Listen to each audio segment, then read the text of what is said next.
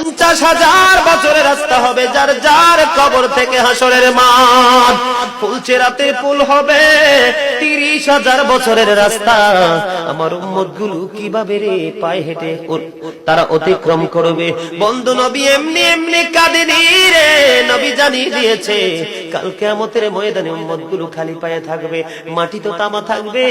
ও বন্ধু, তাদের শরীরে কোনো পোশাক থাকবে না, উলঙ্গ অবস্থায় থাকবে।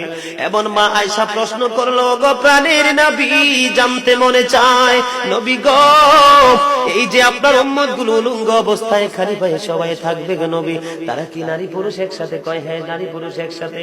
তারা কি কেউ কারো দিকে নজর দিবে না? এবার আমার নবী বলেছে, আয়েশা রে, কেমন করে নজর দেবে রে আয়েশা?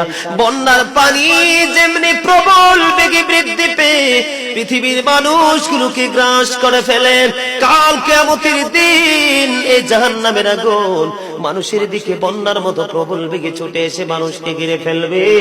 এত ভয়ঙ্কর হবে রে আয়েশা।